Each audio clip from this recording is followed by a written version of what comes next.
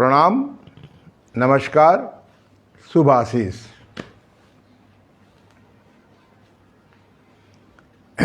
एक योग शिक्षक के लिए ये समझना बहुत आवश्यक है। ऋषि पतंजलि जी ने जो योग दर्शन की रचना की है, जिसके अंदर 4 पाद या अध्याय हैं। पहला है समाधि पाद। जो लोग पिछले जन्म में योग पूर्ण सिद्ध नहीं कर पाए हैं, यानी समाधि तक नहीं पहुंच पाए हैं, यह अध्याय उनके लिए है। जो लोग किसी कारण से सत जीवन से, सात्विक जीवन से राजसी जीवन में चले गए हैं या तामसी जीवन में चले गए हैं, जैसे अंगुलमाला, वाल्मीकि जी, जिनके बारे में कहा जाता है कि यह डाकू और हत्यारे थे, जो गुरु के द्वारा प्राप्त साधना से साधना करके बहुत बड़े ऋषि और उपयोगी व्यक्ति हो गए। उनके लिए ऋषि पतंजलि जी ने साधना पाद यानी साधना अध्याय, दूसरा अध्याय की रचना की है, जिसके अंतर्गत अष्टांग योग का बहुत प्रचार है, जिसके अंदर 8 अंग हैं। यम, नियम, आसन, प्राणायाम, प्रत्याहार, धारणा, ध्यान, समाधि। यहाँ आसन का अर्थ है सुखपूर्वक स्थिरता के साथ ध्यान योग की साधना में बैठने की क्रिया, जिसके जो कोई सिद्धासन में बैठता है अपने गुरु की आज्ञा अनुसार, कोई पद्मासन में बैठता है, कोई स्वस्तिकासन में बैठता है, कोई सुखासन में बैठता है। आजकल लोग कुर्सी पर भी बैठ के कर सकते हैं, घुटने की तकलीफ वाले। और तीसरा है, जब अष्टांग योग की समाधि सिद्ध हो जाती है,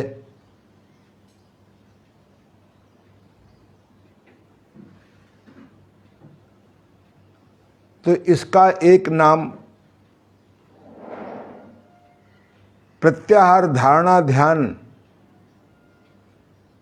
के सिद्ध अवस्था को समाधि बोलते हैं। एक नाम संयम दिया है। विभूति पाद, तीसरा अध्याय ऋषि पतंजलि लिखा है विभूति पाद। विभूति पाद में उनके लिए है जिनकी समाधि सिद्ध हो गई है, और इसमें सिद्धियां सिद्ध करने के स्थान बताए गए हैं। किस स्थान पर, शरीर के किस स्थान पर या आकाश के किस तारे पर संयम करने से या समाधि लगाने से या समाधि में जाने से कौन सी सिद्धियां प्राप्त होती हैं। योग विभूति में सिद्धियां 9 निधि हैं, 8 सिद्धियां हैं। कहते हैं, और सच भी है, कि भगवान हनुमान जी को 8 सिद्धियां, 9 निधियां सिद्ध थीं, उपलब्धि थी, प्राप्ति थी। चौथा अध्याय है कैवल्य पाद। कैवल्य पाद में दुख का एक कारण आत्मा का शरीर में प्रवेश हो जाना और अपने कर्मों के अनुसार पिछले या वर्तमान या पिछले जन्मों के हिसाब से सुख दुख भोगना।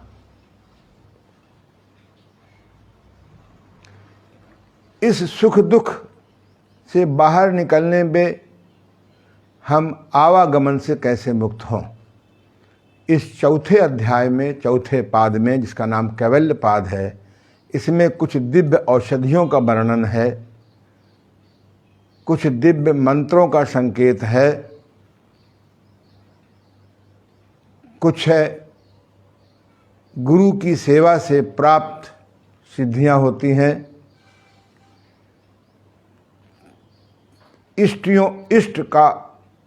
इष्ट देवताओं का भी संकेत है कि जैसे माँ सरस्वती को सिद्ध करने से मेरी तरह लिखना, बोलना, खोज करना स्वतः आ जाता है।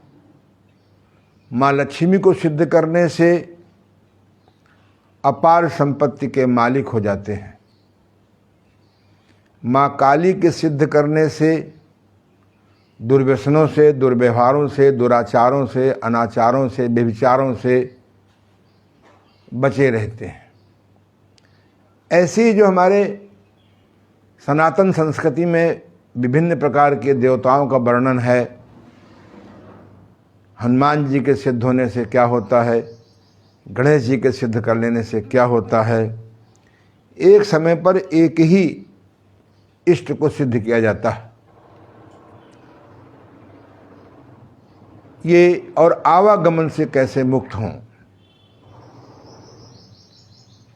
ये आवागमन से मुक्त होने के बाद भी उसमें वर्णन है।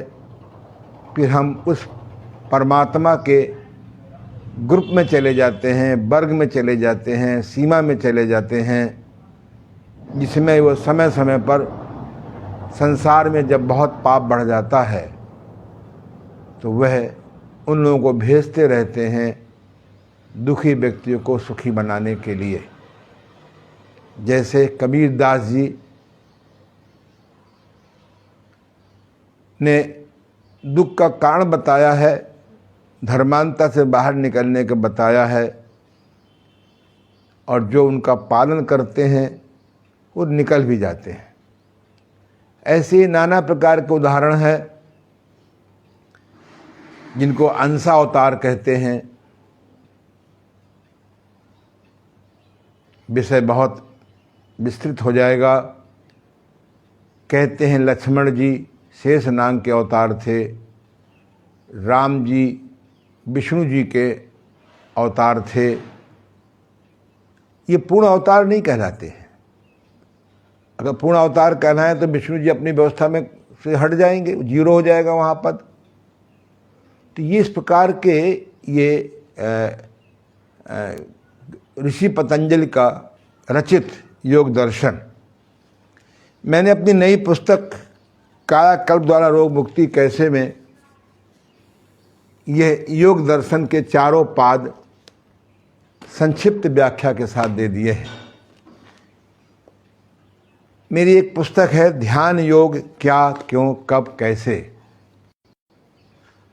इस पुस्तक में हमने सीमाओं का उल्लंघन नहीं किया।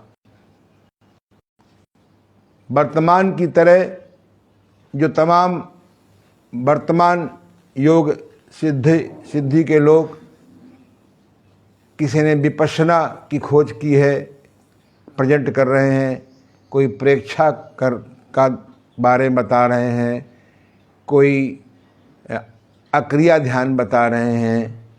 तमाम योगी लोग अपने अपने ढंग से अच्छी बात सिखाते हैं। हमने शास्त्रों के ज्ञान और सूचना का उल्लंघन नहीं किया। इसमें हमने अच्छे प्रकार से बताया है कि यम के सत्य, अहिंसा, अस्तेय, ब्रह्मचर्य, अपरिग्रह के सिद्ध करने से योग दर्शन के अनुसार क्या उपलब्धि होती है। नियम का पूर्णता पालन करने से क्या उपलब्धि होती है, आसन को कैसे स्थिर करें। यहाँ पर जो 12-13 प्रकार के प्राणायाम बताए गए हैं आपको कहीं वर्णन नहीं है। यहाँ प्राणायाम का मतलब ये होता है कि हम कैसे अपने श्वास प्रश्वास को की संख्या कम करें और गहरा करें। कुछ लोग श्वास के साथ मन को लगाते भी हैं। जब श्वास के साथ मन को लगाते हैं तो श्वास धीमा हो जाता है। जब स्वर विज्ञान की चर्चा करेंगे, स्वर विज्ञान के अनुसार से भगवान, ईश्वर या गॉड ने हर जीव को 1 मिनट में कुछ श्वासें दी हैं। मेरी प्राणायाम की पुस्तक में बहुत विस्तृत वर्णन है स्वर विज्ञान प्रत्येक योग शिक्षक को क्यों सीखना चाहिए। स्वर विज्ञान का अद्भुत खेल होता है। उस स्वर विज्ञान के अनुसार से मनुष्य की उम्र लगभग 100 वर्ष है, कछुए की उम्र 150 वर्ष है, कुत्ते की उम्र 14 साल है। हर जीव की एक उम्र है, जर्म्स की एक उम्र है, बैक्टीरिया की भी एक उम्र है, वायरस की भी एक बहुत नगण्य उम्र है। और यदि हम मनुष्य इन श्वासों को गहरा और मंद कर लें तो उम्र बढ़ जाती है। मेरे गुरुदेव कहते थे कि मनुष्य की उम्र सैकड़ों वर्ष तक बढ़ाई जा सकती है। मैं एक ऐसे योगी से मिला था जिसके बारे में यह कहते थे कि इनकी उम्र 700 वर्ष की है। मैं उस विषय पे नहीं जा रहा हूँ। आपकी उम्र एक क्षण की हो, सकारात्मक, उपयोगी और समाज के लिए लाभकारी हो, ये महत्व ज़्यादा है। मैंने देखा है कि ऋषि पतंजलि का जो अष्टांग योग का उद्देश्य है वो समाधि है। कहीं भी प्रामाणिक पुस्तक में अष्टांग योग में कोई योगासन नहीं है। इस सिद्धासन, पद्मासन आदि की भी चर्चा नहीं है। स्थिर अवस्था में सुखपूर्वक जिस आसन में बैठ सकें ध्यान के लिए, ध्यान योग के लिए, वही स्थिर सुखम आसनम। लेकिन ज्ञान के अभाव में लोगों ने आसन में योगासन जोड़ दिए, प्राणायाम में प्राणायाम जोड़ दिए। नहीं, जो वर्तमान योगासन है, प्राणायाम है, ये हठ योग है। और मेरे एक मित्र हैं जिनका शरीर नहीं रहा, कैवल्य धाम के प्रोफेसर डॉक्टर पीताम्बर झा, उन्होंने एक पुस्तक लिखी है योग परिचय। वो पुस्तक मेरे पास है, मेरी लाइब्रेरी में है। मेरी लाइब्रेरी बहुत समृद्धशाली है, 10,000 पुस्तकें लगभग। उसमें योग की, प्राकृतिक चिकित्सा की, आध्यात्म की, मैग्नेट थेरेपी की, एक्यूप्रेशर थेरेपी की, हर्बल थेरेपी की, आयुर्वेद की, लाफिंग थेरेपी की, रेकी थेरेपी की आदि बहुत समृद्ध पुस्तकालय है। कोई उस पर अध्ययन करना चाहे, पढ़ना चाहे, उस मेरी स्वीकृति लेकर के उस लाइब्रेरी में पढ़ सकता है। डॉक्टर पीताम्बर झा ने एक किताब लिखी है योग परिचय।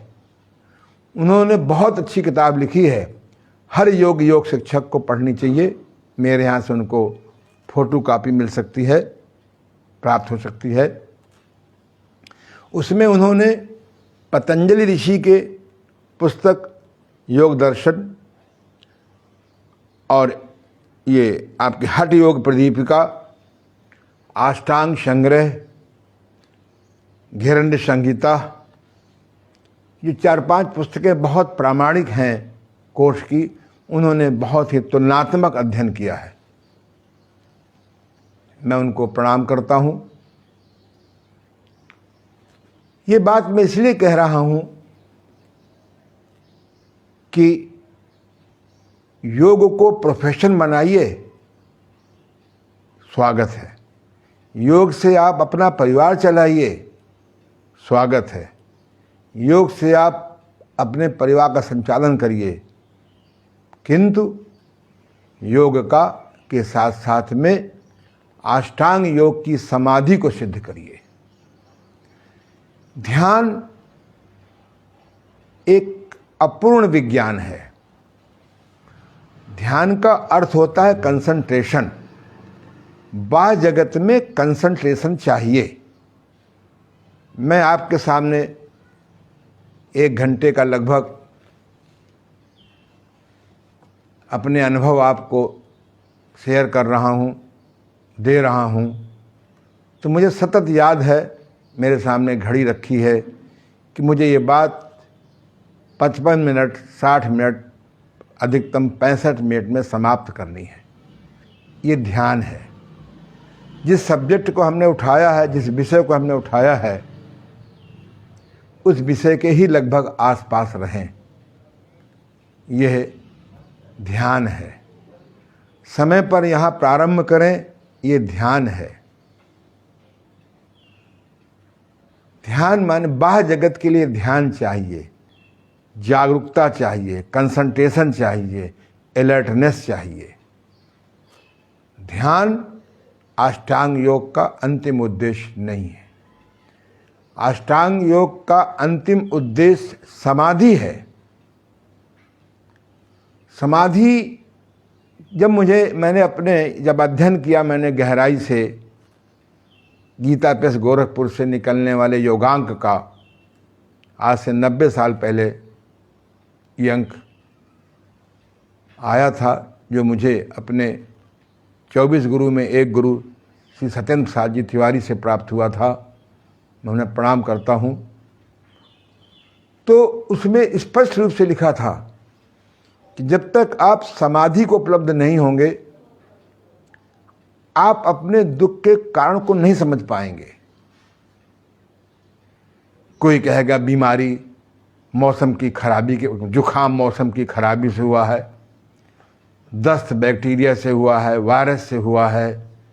दुनिया भर के बाह्य कारण ढूंढते रहेंगे, लेकिन जब समाधि में उपलब्ध होंगे और जब समाधि में जाने लगेंगे, तो आपको मालूम होगा कि कहते हैं कबीरदास जी ने, कुछ करनी कुछ कर्म फल, कुछ पूर्व जन्म का लेख।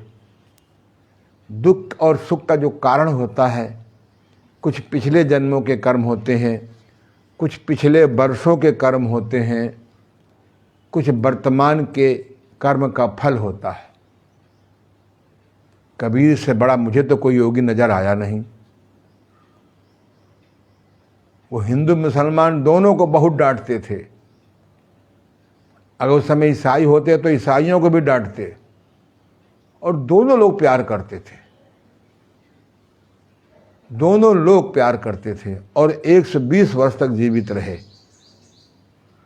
धन का भयंकर अभाव था। उस अभाव में भी धन उनके पास तमाम लोग देने आए। उन सब से माफ़ी मांगी कि धन तो दुख का कारण है। एक सीमा के बाद धन दुख का कारण है। मैं पिछले कानपुर में लगभग 55 वर्ष से हूँ, 53 साल से हूँ होश में। मेरे देखते देखते जो साइकिल पे नहीं चलते थे, आज 12-12 गाड़ियाँ हैं। जब उनसे मिलिए तो डायबिटीज, ब्लड प्रेशर, हृदय रोग, इंसोमिनिया, पार्किंसन, एल्जाइमर, दिन से सुबह से शाम तक गोलियां ही खाते रहते हैं, कैंसर। क्या धन की कमी थी? पर मैं ऐसे तमाम काम तो जानता हूँ जो साइकिल पर चलते हैं और 90 वर्ष में भी स्वस्थ हैं। योग दिवस में हम अपने कार्यक्रम में ऐसे व्यक्तियों को बुलाएंगे जो 90 साल के हैं, 94 साल के हैं और टनाटन हैं, स्वस्थ हैं, क्योंकि वो पूर्ण योग का अभ्यास करते हैं। मैं अपने पिछले अनुभव में बता चुका हूँ कि जो दिखाई पड़ने वाला स्थूल शरीर है, इसको समझो। जो तन है इसका नाम अंग्रेजी में बॉडी है। इसमें 5 कर्मेंद्रियाँ 5 ज्ञानेंद्रियाँ चिपकी हुई हैं, ये इंद्रियां हैं। इन इंद्रियों को चलाने वाला मन है। मन ड्राइवर भी है, मन मालिक भी है और मन इंद्री भी है, दोनों काम करता है। कुछ लोग अष्टांग योग को राजयोग बोलते हैं। राजयोग का अर्थ यहाँ पर राजा योग से है। राजा माने मन। तो हम लोग जो है इस बात को समझें कि जैसे आजकल डिजिटल दुनिया में एक हार्डवेयर होता है, एक सॉफ्टवेयर होता है, एक सर्वर होता है, ठीक है ना। अगर आपका सर्वर कमज़ोर है और हार्डवेयर सॉफ्टवेयर अच्छा भी है तो उठेगा नहीं। कहते हैं भाई सर्वर कमज़ोर है, इसमें काम नहीं हो पा रहा। न बैंक काम कर पाते हैं, न आपका कंप्यूटर काम कर पाता है। जो जो काम का बोझा बढ़ता है डिजिटल दुनिया में, त्यों तो सर्वर को बढ़ाया जाता है। बड़ा अच्छा नाम दिया है, सर्वर। सर माने सिर, बर माने दूल्हा। हुआ कि नहीं हुआ? अब बारात में दूल्हे कमज़ोर हो जाएगा तो फिर लोग डांस कैसे करेंगे? अगर बारात में दूल्हे को कै आने लगे, चक्कर आने लगे तो डांस करने वाले डांस रोक देंगे। सर्वर को मजबूत करने के लिए साधना है समाधि। मेरे गुरुदेव कहते थे, डॉक्टर शंभुनाथ जी, जो मेरे ध्यान योग के प्रथम गुरु हैं, आदि गुरु हैं, नींव गुरु हैं, बेस गुरु हैं, कि बेटा ओम प्रकाश समाधि सिद्ध करो। ये ध्यान में मत केवल लटक के रह जाओ, नहीं तो बाह्य जगत के दुख तुमको जीने नहीं देंगे। न तुम्हारा पेट साफ होगा, न तुम्हारे तनाव को मैनेज कर पाओगे, न तुम्हारी आर्टरीज ब्लॉकेज खुल पाएंगे, जो नाड़ियाँ हैं न ये कड़ी होने से रुक पाएंगी। और उन्होंने मुझे अपने पास रख करके लगभग 7 दिन में क्रमशः नहीं डायरेक्ट समाधि का अभ्यास कराया।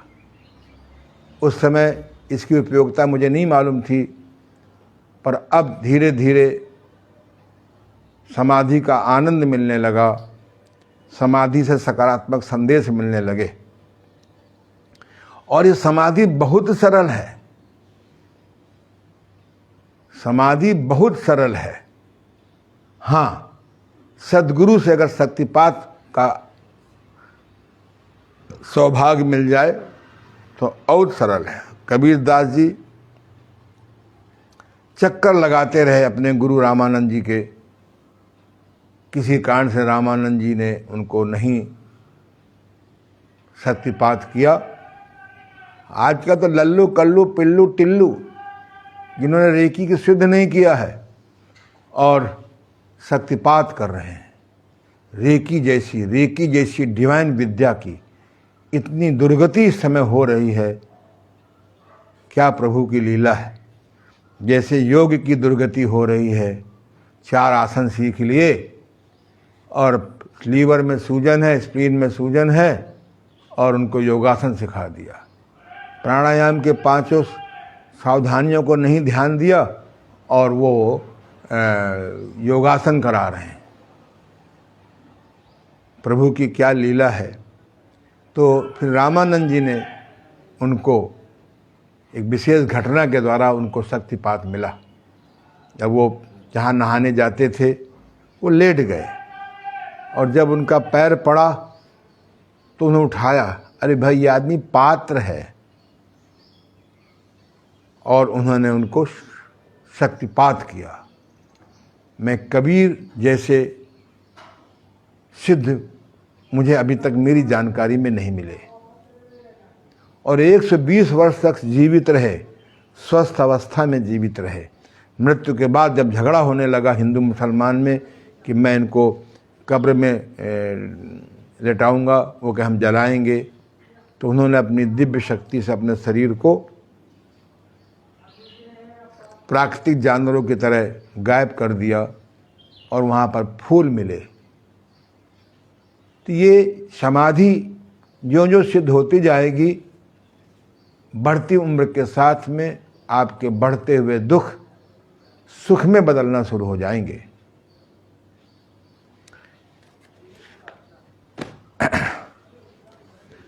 हम लोग इसका अभ्यास करें। इसका अभ्यास बहुत सरल है। जो टेक्निक मेरे गुरुदेव ने मुझे बताई थी, वो टेक्निक मैं लोगों को बताता रहता हूँ। पर कबीर जैसी जिज्ञासा हो, कबीर जैसी साधना का समय हो,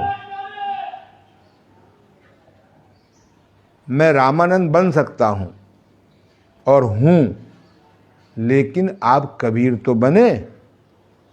कबीर बने और कबीर बनेंगे तो आप बढ़ती उम्र के साथ में आनंद की वृद्धि होगी, अथवा बढ़ती उम्र के साथ नाना प्रकार के घातक रोगों के शिकार होते जाएंगे।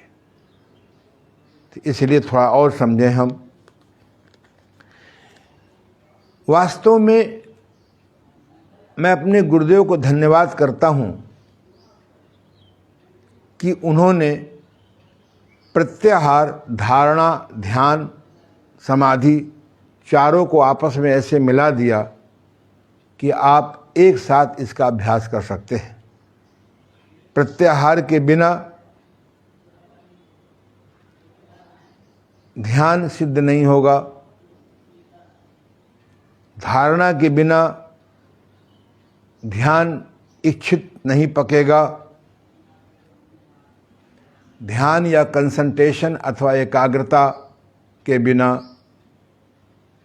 समाधि की अनुभूति नहीं होगी।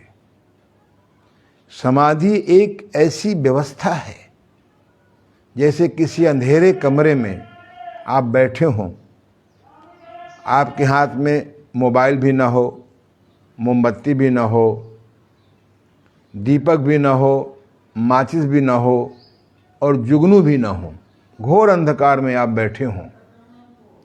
जब समाधि आपको उपलब्ध हो जाती है तो जैसे हजारों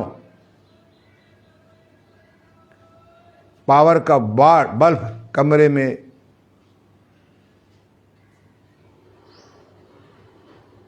जग जाता है, ऐसे ही प्रकाश से भर जाएंगे।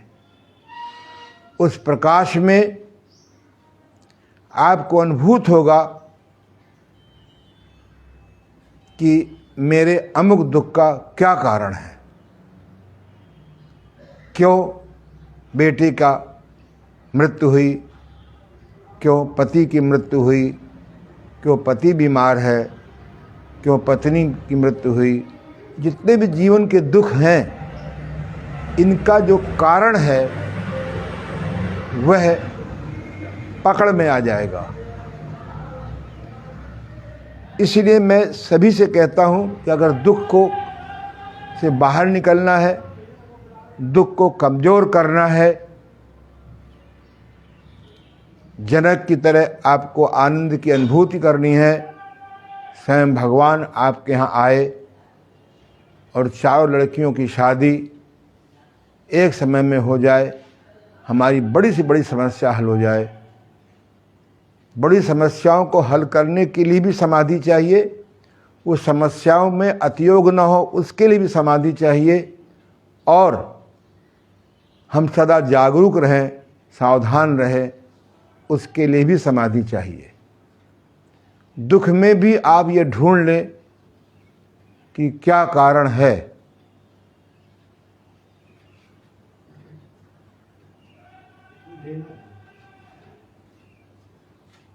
रख लो। आइए हम आपको वो विधि बता रहे हैं, विधि का अभ्यास करना पड़ेगा।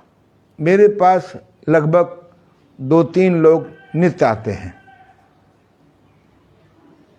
मुझे बहुत आनंद आता है जब मैं किसी दुखी आदमी को रास्ता बताता हूँ कि कैसे तुम दवाइयों से, तंत्र मंत्र से बाहर निकलो जब सुखी होता है। जो मेरी बात मानते हैं, प्रायः एक सीमा के बाद कोई नहीं मानता, क्योंकि सभी लोग बाह्य जगत में ही सारे सुख ढूंढ रहे हैं। तो समाधि का अभ्यास क्या है? समाधि का सामान्य अभ्यास होता है, मतलब होता है कि जागते हुए विचार मुक्त हो जाएं, जागते हुए विचार मुक्त हो जाएं और मन हमारा डिसअपियर हो जाए, मन हमारा कुछ समय के लिए समाप्त हो जाए। समाप्त शब्द नहीं प्रयोग करना चाहिए, डिसअपियर हो जाए। और हमारी जो आत्मा है, जो हमारा सर्वर है, ये परमात्मा से कैसे कनेक्ट हो। आप घर में बिजली आ रही है, लेकिन आपके पंखे का प्लग नहीं लगा हुआ है बिजली आने वाले प्लग से, तो पंखा नहीं चलेगा। ऐसे ही हमारी आत्मा जब परमात्मा से नहीं मिलेगी तो उसके अंदर ताकत नहीं आएगी। लोग कहते हैं ना, आत्म शक्ति बहुत कमज़ोर हो गई है, इसकी आत्मशक्ति बहुत कमज़ोर हो गई है, इसका मन बहुत इस सकारात्मक भी नकारात्मक ढूंढ लेता है। जब आत्म शक्ति स्ट्रांग होती है और हम परमात्मा से दिन में 2-3 बार कनेक्ट होते हैं समाधि के माध्यम से, तो हमारी वो प्रकाश बढ़ता है। प्रकाश चाहिए तो हमें समाधि में जाना पड़ेगा। और पहली बात ये दिमाग से निकाल दीजिए कि समाधि बहुत कठिन चीज़ है। अब कोई आदमी विश्वास ना माने, कह रहे आनंद जी बैठे बैठे कानपुर से अपने देव अंतर्राष्ट्रीय योग केंद्र गीतानगर कानपुर से कैसे पढ़ा सकते हैं, कैसे दिखा सकते हैं, तो अपना सर फोड़ो अपना। मैं यहाँ से बोल रहा हूँ अपने स्थान से, हमारे सहयोगी के माध्यम से, इस स्मार्टफोन से, जिसको देख देख के अपना टाइम बर्बाद करते हो, अपनी ज़िंदगी बर्बाद कर रहे हो, आप बैठे बैठे अपने स्थान पर अभ्यास कर सकते हैं। ईश्वर कण कण में है, लेकिन समाधि सिद्ध होने पर ही समझ में आता है ईश्वर कण कण में है। तो आइए हम लोग पहले थोड़ा अभ्यास करेंगे कि हम समाधि में कैसे जाएं। मेरे गुरुदेव डॉक्टर शंभुनाथ जी प्रयागराज के निवासी थे, उनके माध्यम से जो मुझे ज्ञान मिला और उसके बाद जो मैंने उसमें और संशोधन किया, उसकी चर्चा हम लोग करेंगे, अभ्यास करेंगे। सभी लोग अपने स्थान पर सीधे बैठ जाएं, कुर्सी में ढोक न लगाएं। अगर आपको ढोक लगाना हो, तकलीफ हो, तो पीछे कोई एक मोटी तकिया रख लें। पहले प्राचीन काल में ध्यान सिद्धि के लिए एक लकड़ी के सपोर्ट होते थे, जो ऐसे यहाँ लगता था और यहाँ फंसता था, ऐसे यहाँ पे, ऐसे यहाँ फंस जाता था, और सामने ऐसे उसमें ठुड्डी लगा लेते हैं। जैसे आप आई टच कराने जाइए तो आपको ठुड्डी लग जाती है। अब वो व्यवस्था प्राय नहीं मिलेगी, और मिलती भी है तो बहुत महंगी मिलती है। तो हमने इसको एक ये गर्दन की बेल्ट बना दिया है। इस गर्दन की बेल्ट को ऐसे बांध लेते हैं, क्योंकि ध्यान की अवस्था, समाधि की अवस्था में, ध्यान की गहरी अवस्था में हमारी गर्दन लटक जाती है। आगे चले जाते हैं या बाएं चले जाते हैं या दाएं चले जाते हैं। ये स्थिति खतरनाक है, क्योंकि गर्दन से सब नाड़ियाँ निकलती हैं, ब्रेन के कनेक्शन जाती हैं ब्रेन से कनेक्ट के लिए। तो हम अगर 10-15 मिनट, 20 मिनट, आधा घंटा ऐसे लटके रहे या अगर झुक गए, हमारी ब्लड सप्लाई, हमारा ऊर्जा का प्रवाह ब्रेन में कम हो जाता है और कोई भी भयंकर स्थिति आ सकती है। इस प्रकार का आप हमारे यहाँ से मंगा लीजिए सपोर्ट बेल्ट। और न मंगाना चाहें तो आप सर्जिकल स्टोर में जाइए, आजकल सर्वाइकल स्पॉन्डिलाइटिस की बेल्ट आती हैं, उसको भी आप उसको भी बांध सकते हैं। जब इस प्रकार से बांधेंगे तो गर्दन लटकती नहीं है, दबती नहीं है। अब हम सभी लोग अपने अपने अभ्यास के अनुसार से ध्यान मुद्रा में बैठ जाएंगे। हर योग शिक्षक को ध्यान की मुद्राएं भी सीखनी चाहिए। हठ योग में 10 मुद्राएं हैं जो हर योग शिक्षक को सीखना चाहिए। और राजयोग में 10 मुद्राएं हैं। मुद्राएं तो अधिक हैं, पर 10 उपयोगी मुद्राएं राजयोग की और 10 उपयोगी मुद्राएं हठ योग की। आपको जिन मुद्राओं का बड़ा अद्भुत खेल है, किस मुद्रा से सर्दी बढ़ती है, किस मुद्रा से मुद्रा से गर्मी बढ़ती है, किस मुद्रा से चित्त शांत होता है, किस मुद्रा से हृदय मजबूत होता है। मैंने अपनी जो नई पुस्तक है काया कल्प द्वारा रोग मुक्ति कैसे, इस पर बहुत विस्तार से दे दिया है। हर योग शिक्षक को महाबंध की अच्छा अभ्यास होना चाहिए। महाबंध के अभ्यास से हम जो भोजन करते हैं, रस से रक्त, रक्त से मांस, मांस से मेद, मेद से अस्थि, अस्थि से मज्जा, मज्जा से वीर या रज, और वीर या रज को ऊर्ध्वरेता कैसे करें, एनर्जी में कैसे बदलें। जैसे गांव में सांड की खस्सी की जाती है तो वो सेक्स के लायक तो नहीं रहता है, लेकिन वह बलवान बन जाता है। और सांड बलवान नहीं होता, दौड़ नहीं सकता, लंबी उम्र जिंदा नहीं हो सकता है, सांड से हम खेती भी नहीं करा सकते हैं। ऐसे ही महाबंध के सिद्ध कर लेने से जो हमारा वीर्य है, महिलाओं को रज कहते हैं, महिलाओं के अंतिम 7वीं स्टेज को रज कहते हैं, ये वीर या रज ऊर्जा में बदल जाता है, ऊर्जा में बदल जाता है और वह व्यक्ति शक्तिवान हो जाता है। आप वर्तमान में 2 लोगों को देखिए, हमारे उत्तर प्रदेश के मुख्यमंत्री, आप हठ योगी जी को देखिए, सेंटर में बैठे हुए मोदी जी को देखिए। इन दोनों को समाधि सिद्ध है, ध्यान सिद्ध है, महाबंध सिद्ध है, मुद्राएं सिद्ध हैं, जो 9-9 दिन नींबू पानी में रह करके भी रैलियां करते रहते हैं। मैं राजनीतिक बात नहीं कर रहा हूं, उनके सकारात्मक गुणों की बात कर रहा हूं। और इसीलिए उन्होंने योग दिवस, पहले सफाई वाला कार्यक्रम चलाया, उसके बाद योग दिवस बनाया। आइए हम योग दिवस के उपलक्ष्य में जो CSA यूनिवर्सिटी कानपुर के हमारे डॉक्टर विनय पाठक, उनकी पत्नी आयुर्वेदाचार्य डॉक्टर वंदना पाठक के सुझाव से हम जो क्लासेस दे रहे हैं, आप इसका लाभ उठाएं। तो इस प्रकार का पट्टा लगा करके आप मुद्रा में बैठ जाइए।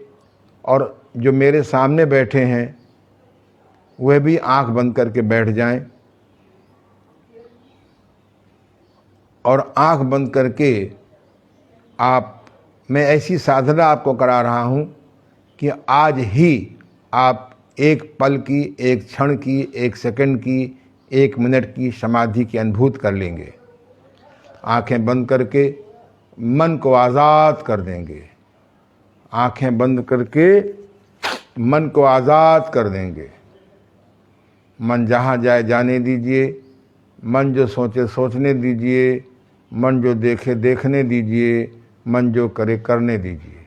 मन अच्छी बात सोचे या बुरी बात सोचे, मन भूत की बात सोचे या भविष्य की बात सोचे, मन प्रेम की बात सोचे या घृणा की बात सोचे, मन ऑफिस की बात सोचे या घर की बात सोचे, मन निंदा की बात सोचे या स्तुति की बात सोचे, मन अपमान की बात सोचे या सम्मान की बात सोचे। उसके किसी काम में दखल नहीं करना। कोई अच्छी बात मन सोच रहा है, उससे चिपकेंगे नहीं, चिपकाएंगे नहीं। मन कोई बुरी बात सोच रहा है, उससे भागेंगे नहीं, भगाएंगे नहीं। एज इट इज साक्षी भाव से देखते रहिए। और किसी प्रकार की बाहर की ध्वनि, चाहे सब्जी वाले की हो, चाहे किसी भीख मांगने वाले की हो, चाहे स्कूटर की हो, चाहे ट्रक की हो, उसको बाधा को बाधा नहीं मानेंगे। आँख का प्रत्याहार, आँख बंद हो गई, जीभ का प्रत्याहार, मुंह में कुछ नहीं आप चबा रहे हैं। त्वचा का प्रत्याहार, मुलायम गद्दी पर बैठे हुए हैं, किसी टच नहीं हो रहा है। आँख का प्रत्याहार, आँख बंद है। लेकिन कान का प्रत्याहार संभव नहीं हो पाता, तो मेरे गुरुदेव ने कहा बाधा को बाधा नहीं मानेंगे, बाधा को बाधा नहीं मानेंगे, बाधा को बाधा नहीं मानेंगे। जब मुझे कभी शादी ब्याह में मजबूरी में जाना पड़ता है, पहली बात तो अब जाने मैंने बंद कर दिया है, क्यों कार्ड में 7 बजे लिखा होता है, 9 बजे पहुँचो तो वहाँ पर 2 आदमी नहीं होते, फिर 11 बजे वहाँ कहीं बारात 12 बजे आती है, फिर आक्रमण। तो इसलिए हम लोग जो है जब कभी जाना पड़ता था, अभी भी जाना पड़ता है घरेलू शादियों में, जो वहाँ पर एक शोर मचाने वाला डीजे बजता है, मैं तो वहाँ भी आंख बंद करके बैठ जाता हूँ और बाधा को बाधा नहीं मानता हूँ। तो भयंकर डीजे चलता रहता है, पर मैं अपना समाधि में चला जाता हूँ। तो बाधा को बाधा नहीं मानेंगे तो बाधा नहीं होगी। तो आंखें बंद करके आप साक्षी भाव से आने जाने वाले विचारों को देखें। बाहर की कोई भी धुन सुनाई पड़े उसको बाधा नहीं मानेंगे। कुछ देर में या तो आप सो जाएंगे या आप खो जाएंगे। मेरे गुरुदेव का कहना है कि अगर आप साक्षी दर्शन में सो जाते हैं तो मस्तिष्क को आराम मिलेगा, ब्रेन को आराम मिलेगा, दिमाग को आराम मिलेगा। ब्रेन अंग्रेजी में कहते हैं, मस्तिष्क हिंदी में कहते हैं और दिमाग उर्दू में कहते हैं। अगर आप खो जाएंगे तो आपके मन को आराम मिलेगा। Relaxation of the brain and mind. सो जाएंगे तो मस्तिष्क को आराम, जगने के बाद अपराध बोध नहीं करेंगे। खो जाएंगे तो मन को आराम, लौटने के बाद अपराध बोध नहीं करेंगे। इसी सोने और जागने की खेल में एक पल, एक क्षण, एक सेकंड, 1 मिनट, 10 मिनट, आधा घंटा समाधि में चले जाएंगे, यानी विचार मुक्त हो जाएंगे। न सोएंगे न खोएंगे, बल्कि विचार मुक्त हो जाएंगे। उस विचार मुक्त की अवस्था को हम समाधि कहते हैं। समाधि में मन डिसअपियर हो जाता है, मन हट जाता है। मन ही तो सब सुख दुख का कारण है। उस समय हमारी आत्मा उस परमात्मा से कनेक्ट हो जाती है और हमारे अंदर शक्ति बढ़ने लग, आत्म शक्ति बढ़ती है, प्राण शक्ति बढ़ती है, पाचन शक्ति बढ़ती है।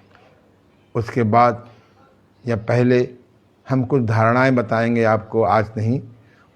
उन धारणाओं को हम फीड करते हैं तो अंदर से आदेश आते हैं, ओहो इस समस्या को ऐसे हल करो, इस समस्या को ऐसे हल करो। इसीलिए कॉपी और पेन ध्यान के समय, ध्यान योग के समय रखना चाहिए। कोई संदेश आवे तो लिख लेना चाहिए। सवेरे में ध्यान योग में बैठा था, मेरे पास 5 संदेश आए हैं। 5 पुस्तकें ऑनलाइन डालनी हैं, सूखी तुलसी मंगानी है, तखत को बाहर निकालना है, अमुक को फ़ोन करना है, अमुक से इस विषय में बात करनी है। तो जब हम ध्यान योग की साधना में बैठते हैं तो डायरी मेंटेन रखिए। हम ध्यान योग की सिद्धि से, समाधि के अभ्यास से हमारा बाह्य जगत भी अच्छा होता है, विकसित होता है। और ख़राब बातों का भी संदेश आते हैं कि ऐसा काम करोगे तो ये सज़ा भुगतनी पड़ेगी, ऐसा काम करोगे तो ये दुख होगा। तो आइए हम अभ्यास करेंगे। आँखें बंद, मन को आज़ाद कर दीजिए, साक्षी भाव से देखिए। बाहर की धुन को बाधा मत मानिए, सो जाने को अपराध बोध नहीं करिए, इससे मस्तिष्क को आराम मिलेगा। खो जाने पर अपराध बोध नहीं करिए लौटने में, इससे मन को आराम मिलेगा। आप देखिए धीरे धीरे आपको समाधि, विचार मुक्त होने लगेंगे और धीरे धीरे अंदर एक ऐसा प्रकाश आपको मिलना शुरू हो जाएगा जैसे अंधेरे में कोई बल्ब को ऑन कर दीजिए, 100 वाट को, 200 वाट को, 500 वाट को, सब कमरा या हॉल प्रकाश से भर जाता है। स्पष्ट मालूम पड़ता है कि क्या पीने से, क्या खाने से आपको आनंद मिलेगा, सुख मिलेगा, दुख मिलेगा। मैं अपनी वाणी को विश्राम देता हूँ। हमारे पास 15 मिनट का समय है, अभ्यास करेंगे। मैं भी आपके साथ अभ्यास करूँगा।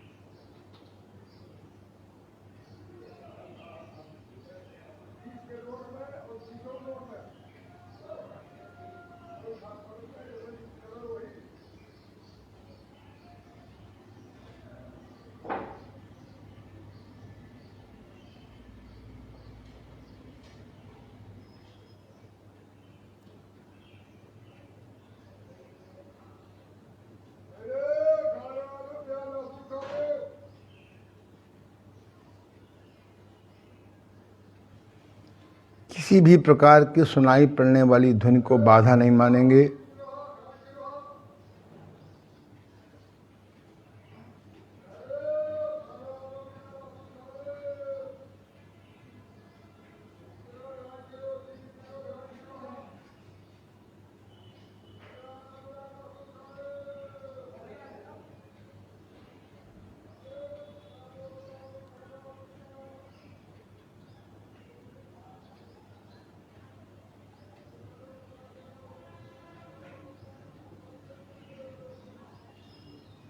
पुनः ध्यान दें, आंखें बंद रखें, साक्षी भाव से आने जाने वाले विचारों को देखें। बाहर की किसी भी प्रकार की ध्वनि को बाधा न माने। अगर आप इस प्रोसेस में, इस क्रिया में सो जाते हैं तो मस्तिष्क को आराम मिलेगा, अपराध बोध नहीं करेंगे कि हम क्यों सो गए। इस क्रिया में अगर आप खो जाते हैं तो अपराध बोध नहीं करेंगे, इससे मन को आराम मिलेगा। Relaxation of the brain and mind की स्थिति में ही समाधि की उपलब्धि होती है। धीरे धीरे जागते हुए विचार मुक्त होने लगेंगे। मन का अस्तित्व कुछ समय के लिए समाप्त हो जाएगा, जो हमारे सुख दुख का कारण है। हमारी आत्मा परमात्मा से कनेक्ट हो जाएगी, जुड़ जाएगी, साक्षात्कार कर लेगी और वहाँ से हमको एनर्जी मिलेगी। जैसे किसी खेत या तालाब सूख गया है, उसमें पानी भरना है, अगर नदी की हम प्रोसेस को काट देंगे और तालाब से मिला देंगे या सूखी नदी से मिला देंगे तो तालाब या खेत भर जाता है। ऐसे जब समाधि का अभ्यास करते हैं दिन में 2-3 बार, 5, 10, 15, 20 मिनट, आधा घंटा, हमारा जीवन ज्ञान से भरने लगता है, अंधकार मिटने लगता है। पुनः अभ्यास करेंगे।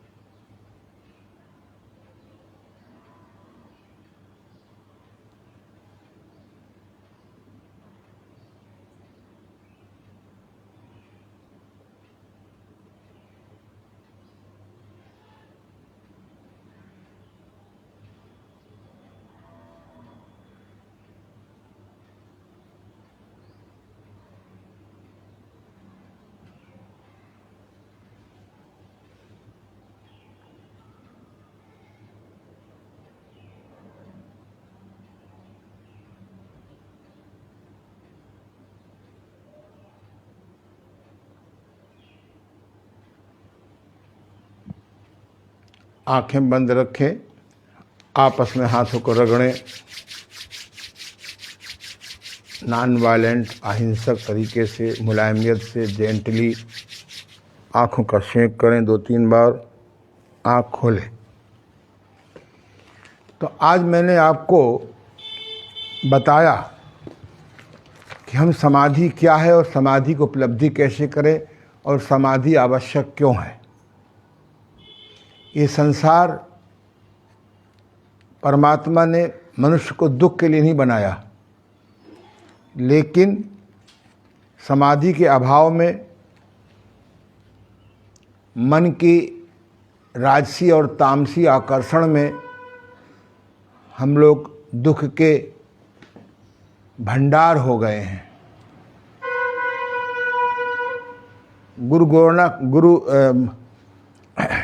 गुरु नानक जी ने भी लिखा है, नानक दुखिया सब संसार, नानक दुखिया सब संसार, सुखी वही जो नाम आधार। एक छोटे से वाक्य में उन्होंने बताया नाम आधार। उन्होंने नाम के सहारे से समाधि में गए हैं। समाधि में जाने की यह एक निराकार विधि है, पर निराकार विधि सब में काम आती है। अभी मैंने कुछ दिन पहले एक लेख लिखा था माँ सरस्वती की प्रेरणा से, मंत्र योग क्या उसके प्रकार। मैं आपको नित्य 2-4 दिन समाधि का अभ्यास करूंगा। आज अभी 3 दिन मैं समाधि पर और चर्चा करूंगा योग मुद्रा और महाबंध के साथ। ये कार्यक्रम 20 तारीख तक चलाने का था, पर चूँकि योग दिवस की तैयारी भी करनी है, इसलिए हम हो सकता है कि 10 तारीख के बाद ये हम 10 दिन के लिए क्लास रोक दें और फिर 22 से शुरू करेंगे 30 तक। तो इसमें मंत्र योग पर हम चर्चा करेंगे कल।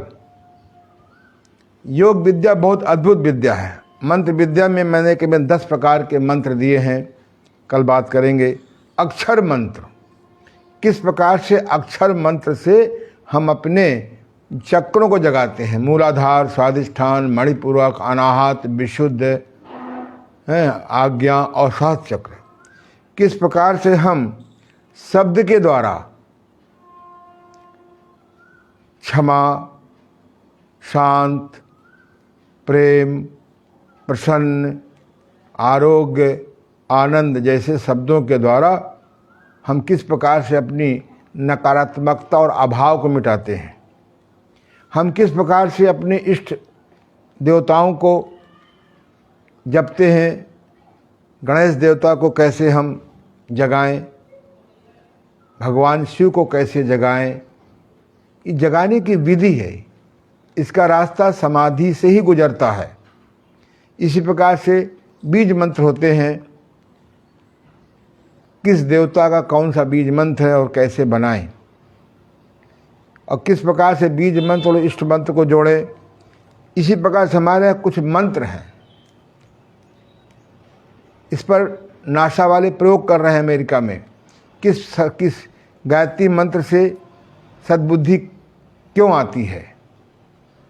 महामृत्युंजय का मंत्र सिद्ध करने से हम ICU, वेंटिलेटर, दर्दनाक मृत्यु से हम कैसे बचें, कैसे चलते फिरते हमारा शरीर छूटे। शांति मंत्र से किस प्रकार शांति आए। इसी प्रकार से हमारे यहाँ रामचरितमानस में 108 चौपाइयाँ हैं, जिनको मैंने कलेक्ट किया है अपने गुरु कृपा से। सखा सोच त्यागो बल मोरे, सब विधि घटब काज में तोरे। इस चौपाई को सिद्ध करने से चिंता के वक्त, चिंता के समय हमें किस प्रकार से समस्या हल करने का ज्ञान मिलता है। इसी प्रकार से दोहा होते हैं, मुँह को होई बाचाल, पंग चढ़े गिरवर गहन, जासु कृपा सो दयाल, द्रवो सकल कलिमल दहन। 18-20 साल पहले की बात है, मेरे बेटे का एक्सीडेंट हो गया। सभी डॉक्टरों ने कह दिया कि ये बच्चा जीवन भर इसको कुर्सी पे ही चलना पड़ेगा। हमने समाधि में जाकर के देखा, इन डॉक्टरों के हिसाब से तो सही है, लेकिन जब हम लोगों ने, सौभाग्य से मेरी पत्नी रेकी आचार्य पूनम जी, हम लोगों के विचार मिलते हैं, लगभग साधना भी मेरी रुचि रहती है, और हमने इस चौपाई का सतत पाठ किया। मुँह को होई बाचाल, पंग चढ़े गिरवर गहन, जासु कृपा सो दयाल, द्रवहु सकल कलिमल दहन। अंदर से आदेश आया, जो बालक करवट नहीं ले पाता था, आज 18-18 घंटे बैठ करके काम करता है। यद्यपि लगता है कि मैग्नेट से ठीक हुआ, एक्यूप्रेशर से ठीक हुआ, सेंक से ठीक, हाँ ये साधन तो आदेश मिलते ही, साथ में उसका जो कार्मिक था वो हमने उसको, ये बात उसको भी नहीं मालूम, बातें बताने की है भी नहीं, आम आदमी समझता भी नहीं है कि भगवान राम को वनवास क्यों मिला, नारद जी का श्राप था, है, और गर्भ की अवस्था में सीता जी को क्यों जाना पड़ा जंगल, एक तोते का श्राप था। ये सब चीज़ें बड़ी गहरी होती हैं। तो उसका जब कोई रोग घातक हो जाता है, कोई श्राप का रोग होता है, कुकर्मों का रोग होता है, तो बाह्य उपाय के साथ में हमको आध्यात्मिक उपाय भी करने पड़ते हैं। ऐसे ही पॉजिटिव ऑटो सजेशन के द्वारा हम लोग किस प्रकार से समस्या को हल करें। इसकी चर्चा हम लोग कल करेंगे। आज का बहुत उपयोगी मेरा अनुभव है। अगर आप लोग 5-5 शेयर करें तो लाखों में लोग पहुँचेगी, लाखों में कोई एक आदमी जो इस खोज में होगा उसको प्राप्त हो जाएगा। आज इतना ही। आप सबको शुभ आशीष। धन्यवाद, नमस्कार, आशीर्वाद।